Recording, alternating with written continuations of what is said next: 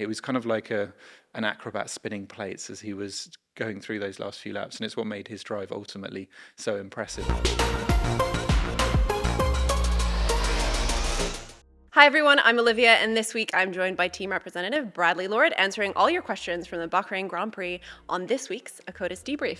Bradley, welcome to the Akkodis Debrief. Thank you very much, my first time. It's amazing to have you here. We're just getting all these new experts in 2025. Now, before we crack on into our fan questions, you've just landed from Bahrain, an amazing race, that incredible drive from George leading to a P2, and Kimi, maybe not the race that he wanted, but still some unbelievable overtaking from our rookie. What was the feeling like leaving that track? How is the team feeling? It was, as it often is, a bit of mixed feelings, to be honest. Absolutely delighted with George. I think we saw him put in probably one of the best drives we've ever seen him have in Formula One. He was so composed and so sure-footed with all those problems he had with the car in the second half of the race, actually, and yet didn't put a single wheel wrong while juggling a number of different things that were going on in the cockpit. So incredible drive from him. For Kimi, a more difficult race, as you said. It started a little bit on the back foot, and then from there we tried some different things on the strategy that the safety car kind of thwarted a little bit, and maybe some of our decision making wasn't quite as sharp as it could have been. So super frustrating to be P11 and just outside the points, but also, we were after the race and sort of talking through with him, reminding ourselves this is only his fourth Grand Prix, and a difficult result is also part of the learning curve, and no doubt will be brilliant for his experience as we head into Jeddah next weekend. Oh, absolutely. I mean, so much learning from him as well. But we'll start off our fan questions the way that we start off our race weekends, with FP1. Now, with Fred, how was that free practice session for him, considering the tricky conditions for everyone? And was the team happy with the data that he brought in? Yeah, I think first of all, it's worth saying it was brilliant to see Fred back in the car. He obviously had half a day at the Abu Dhabi Young Driver Test last year, but because we were preparing Kimi for his race drive this season, it meant Fred actually didn't pick up the FP1 sessions last year. So he didn't get a chance to show what he can do on a race weekend. So great to have him back with the team and in the car. And we gave him a real challenge. He'd been preparing in the simulator, and we'd sort of based the sim running off what we'd encountered in winter testing. Relatively cool track, nice high levels of grip. And then suddenly he gets in the car, it's over 40 degrees on track, and the circuit's like 5 seconds off, so the grip levels were completely different, and that was a bit of a shock to the system for him, but he did a really good job to adapt. You could see him just finding his feet and then putting in some solid and competitive lap times, and he was able to get through all the programs. So he's done, I think, over 16,000 kilometers in W16 in the simulator. So it's a really important opportunity for the guys who are in the sim to get in the car, to correlate what is happening in the virtual world with how it actually feels in the real world. And that is not just great exposure for Fred and a great chance for him to show what he can do, but also really useful learning to bring back here to Brackley, to the sim team who are working on that tool all the time, and helps us just continue improving that as well. Absolutely, because Fred is obviously a part of how we set up the car throughout the race weekends, because he's working on the simulator back here in the factory. So you're saying that having that free practice session helps the way that he feeds back in the sim? How he feeds back, but also he can sort of comment on, right, this feels different in the sim, or this isn't quite as accurate as it needs to be, or we're overestimating this part of the car's performance, and the tyres aren't quite doing this, they're doing this. And all of that is sort of irreplaceable feedback to then feed back into the engineers who are working on the physics and the models behind the scenes to make sure the sim is absolutely as realistic as possible. And as you say, when he's one of the sort of suite of drivers that do the race support from Friday into Saturday overnight, and again, it just gives him a much better feel for the car and what it's doing, and hopefully helps sharpen the inputs that then get received back at track on Saturday morning. Now on to the race itself. You did touch on this a little bit. There were some technical issues,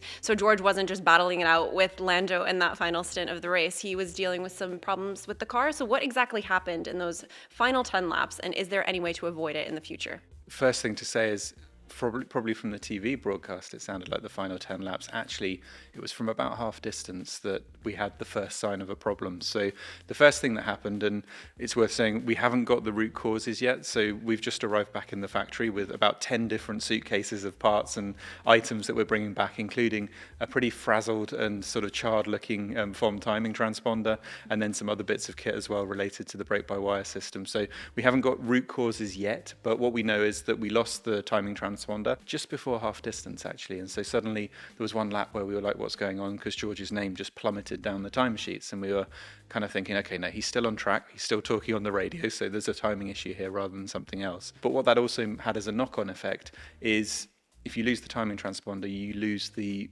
part of the car that interacts with the DRS mechanism. So for activating DRS, for knowing whether you're within a second or another car is within a second of you. We therefore had to resort to a backup system. So we talked to the FIA, we get permission to do that, and then George is effectively operating the DRS system in manual mode. At the same time, we started to have a separate but parallel problem with the brake-by-wire. So that's the electronics that determine the braking force between front and the rear brakes, but particularly on the rear brakes, there's the chunk of braking that is done by the MG UK, so the electric motor on the engine, and then the chunk done by the hydraulic braking system. And so when we go into what we call passive mode, you're just relying on those hydraulic brakes, but it changes the car's behavior under braking, and ultimately it's very, very difficult to run the car like that because you're just losing a lot of braking force and you ultimately overheat those much smaller hydraulic rear brakes.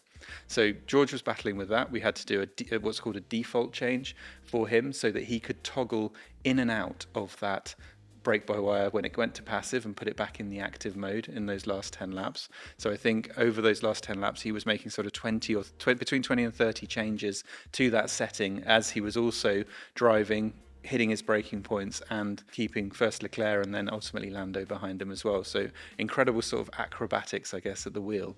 But in parallel, we had this DRS problem. And we didn't know what further knock-on effects it might have. And the big fear was that it would knock out the dashboard completely, so the whole steering wheel display. If that happens, we can continue driving because there are fail-safe and backup systems in the car that mean we can still change gear, we can still use the DRS, and we can still use the radio. And so we have a backup radio system in the car that isn't located on the steering wheel, it's a button down in the cockpit. That button, as it turns out, is also the backup and the manual backup for the DRS if that fails. And so George was cycling through a practice to go to the backup radio just in case it was needed, press that backup radio button, and inadvertently on the back straight also open the DRS because it does the two things at the same time.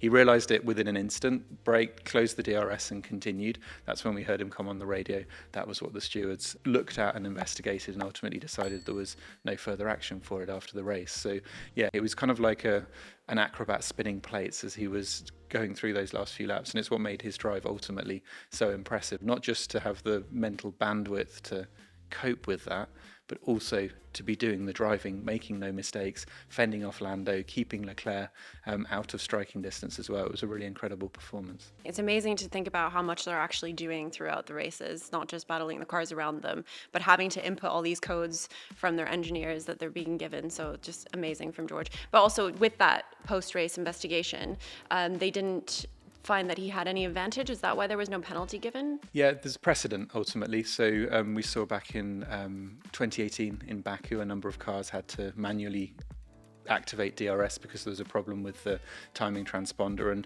you do get some anomalies when that happens, and it was decided back then that there was no further action because ultimately it was an unusual situation and no advantage was gained. And then it was very similar, and actually I think there was after the race footage of Leclerc who had a similar problem with the transponder, his DRS open coming through turn 12 as well, which would certainly catch your attention as a driver, but obviously shows just some of the challenges of managing those complex manual situations when the automatic systems fail. It's incredible to hear all of the inner workings of it. But we're going to move on to our favorite topic of all on the Akkodis Debriefs, and that is tires.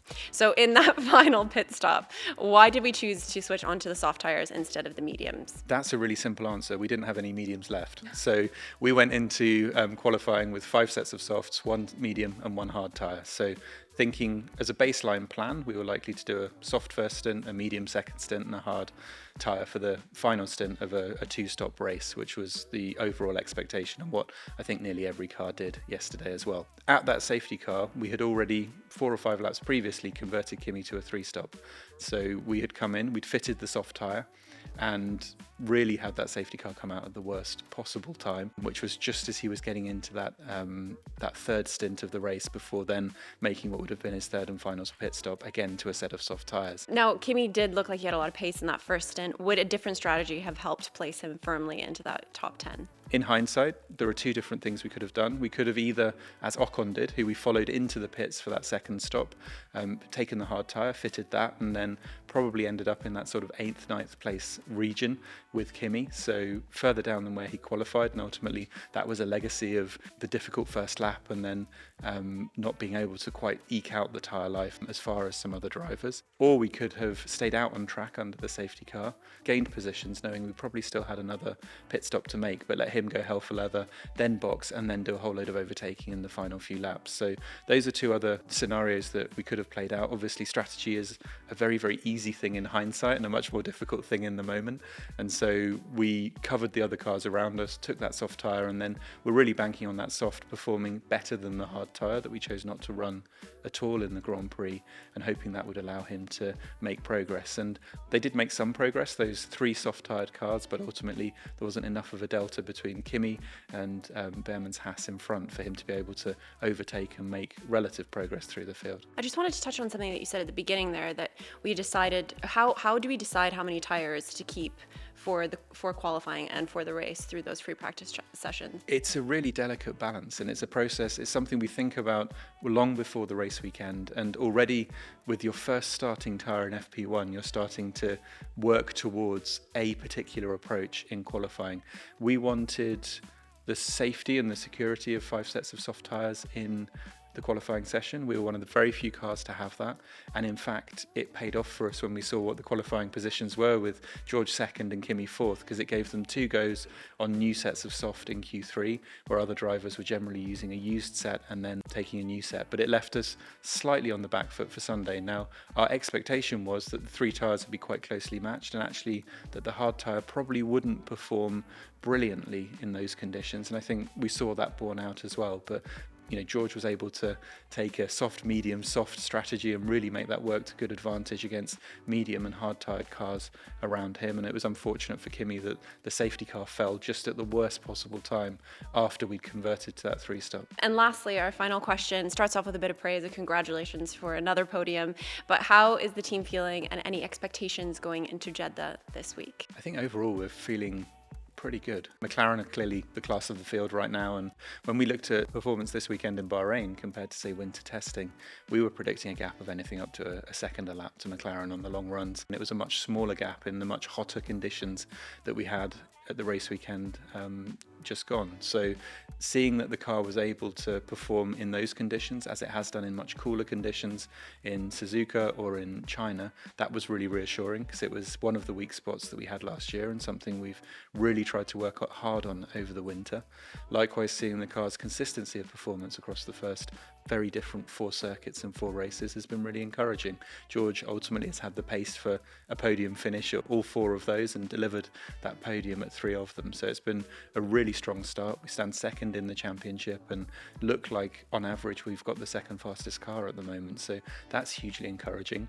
Likewise, we've seen a pretty remarkable sort of first 4 races from Kimi as well, when we were sitting there before Melbourne and trying to sort of calibrate what would the targets look like and what would the objectives be for the first quarter of the season. I don't think any of us quite believed that we might be talking about qualifying top 5 within those first 4 races, finishing P4 in the opening Grand Prix in a sort of very, very tricky, dry, wet, dry race. And I think the composure with which Kimi has stepped into Formula One and begun to perform, but also the determination and the humility with which he's still really focused on learning and honing his craft as well, have been incredibly impressive. So that's really encouraging. And then we head to Jeddah, where we think the car should perform strongly. It rewards a car that the drivers can be confident in, that is stable and composed at high speed through those very, very fast sweeping corners in the first sector. So I think we're very excited about what Jeddah could hold this weekend. We can't wait. We can't wait to see what happens. Keep the momentum up for Jeddah. Exactly. Thank you, Bradley. Thank you.